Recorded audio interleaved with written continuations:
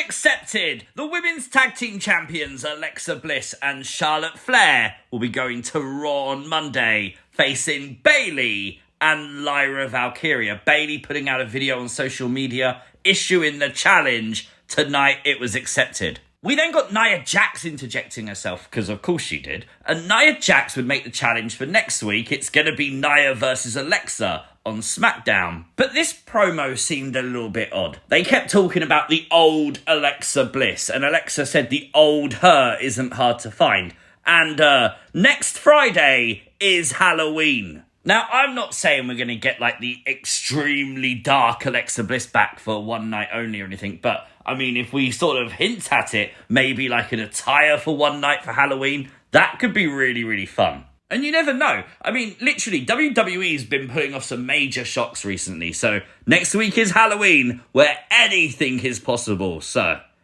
I'm excited. But this is things you might have missed from WWE SmackDown. Make sure you've hit the like button. And if you are new to the channel, hit the subscribe button too. Jade Cargill is back tonight on SmackDown. And immediately, she turned heel. She came out to aid Tiffany Stratton. Tiffany just beat Kiana James and then fell victim to a 2-on-1 attack. After helping her up, Jade would attack Tiffy, and I absolutely love this for Jade Cargill. This was a prolonged, violent attack. And you know what? Jade looked badass. And no, look at the scar still on her eye. That is absolutely insane. I feel like this was something that was needed for Jade. I feel like a lot of people wanted to see what she could do as a heel. I feel like in AEW, she worked really well as a heel. But now we get to see what she can do as a heel in WWE. And I'm very interested to see it. I mean, tonight, the energy was great for this heel turn. Got to ask the question, though. Michael Cole is back this week. Is he okay? Because he turned around and he called Kiana James Nia James, and then said that the brace on her knee was a neck brace. What?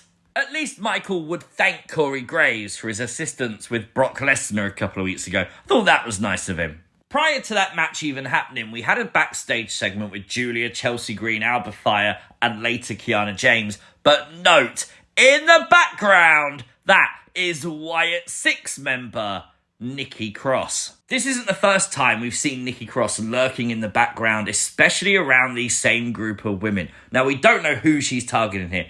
I think Chelsea Green would be a really good candidate to go against Nikki Cross, but I've got to say, I really hope it's Julia. I'd love to see Nikki Cross win the Women's United States Championship, because that would free up Julia as well to go up the card towards that main WWE Women's Championship. But things look promising because, of course, Nikki Cross hasn't really done much solo stuff since joining the Wyatt Six. So hopefully this is the start of us doing something really promising with Nikki. While we're talking spooky stuff, don't forget tomorrow night is NXT's Halloween Havoc. Can't wait for this show, and we will be here after it with the things you might have missed. The new United States champion, Ilja Dragunov, will come to the ring tonight. We did get the confirmation he will continue the US Open Challenge. It was nice seeing the crowd chant, "You deserve it." You can see what it truly meant to Ilja Dragunov.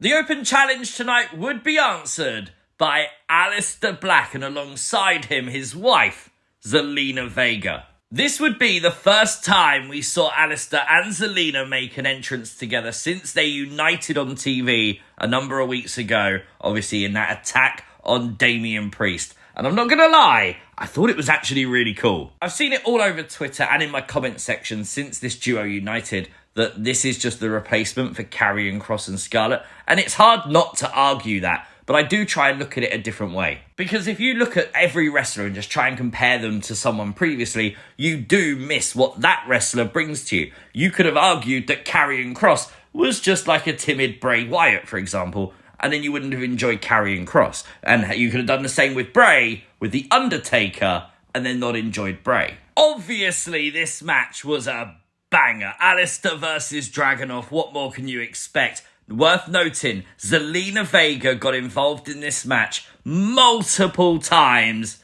but then the luck would run out because Damian Priest would emerge with the distraction Ilja Dragunov was able to retain the United States Championship. Damian Priest revealing a nasty burn to his left eye. Very interesting, though, that fireball just really, by mere millimeters, missed the eyebrow of Damian Priest. Yeah. Damian would attack Aleister Black looking for revenge, but once again, Zelina Vega would stop him from hitting Aleister with a chair.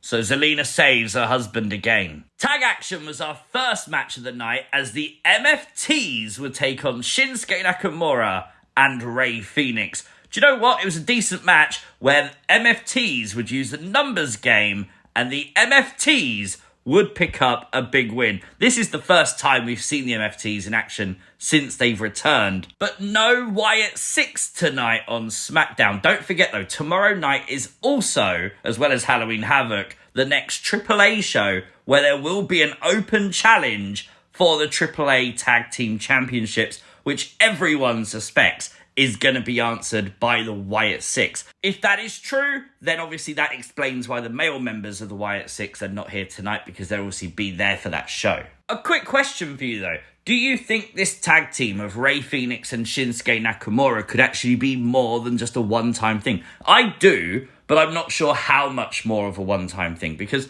obviously they're going to unite against the MFTs. I assume Sammy's going to join this duo. But obviously WWE has been very determined just to chuck Rey Fenix into tag teams, which is remarkable considering Penta's over on Raw, and they could literally have the Lucha Brothers right now. Crazy. We set up a match for next week. It will be Kit Wilson versus Carmelo Hayes. Now, this was interesting. Just prior to that, Carmelo Hayes saying that, look, as far as he's concerned, everything's level now between him and The Miz, so this is done. Like, are we really not going to do that match? I don't think so. I'm pretty sure next week, I assume, The Miz is going to get involved here.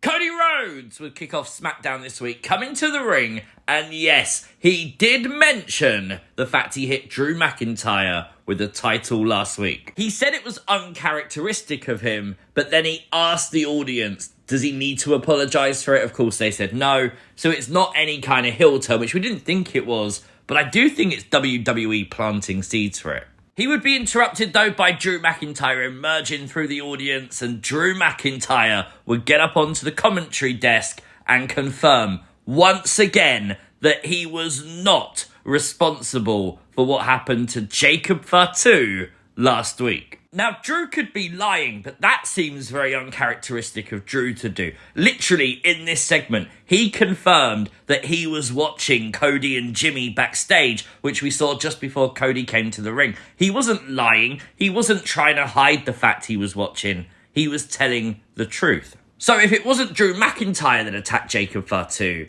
who was it? Well, luckily on Saturday, we actually did drop a video of who really attacked Jacob Fatu, looking at all the likely candidates. So, if you haven't given your thoughts, go over there and drop your thoughts in the comments section. Jimmy Uso, though, would attack Drew McIntyre before Drew and Cody could brawl, and even after Drew left, Jimmy would once again attack Drew, trying to get some kind of revenge for Jacob Fatu. This would set up for our main event as Nick Aldis would announce that Jimmy Uso will go one-on-one with Drew McIntyre, no disqualifications. This was a really fun main event, to be fair, and it was very physical as well. Drew McIntyre showing the scars. Even in victory, Drew McIntyre would beat Jimmy Uso tonight. But then Drew would snap, and Drew looked like he was going to try and take out Jimmy for good. Now, I don't think this is a sign he attacked Jacob at all. I think this is just Drew being Drew in front of everyone. He's not hiding it. Cody would come out making the save, but then fall victim to Drew McIntyre in the Claymore kick. Drew McIntyre stands tall as we prepare for Saturday night's main event. Decent show this week. Honestly, I had a lot of fun watching it. For me, a very solid 8 out of 10 is fair. Let me know your thoughts, as always, in the comments section down below. If you are new to the channel, hit the subscribe button, turn on post notifications. You'll never miss another upload. Like the video, share the video, and I'll see you tomorrow for Halloween Havoc. Peace!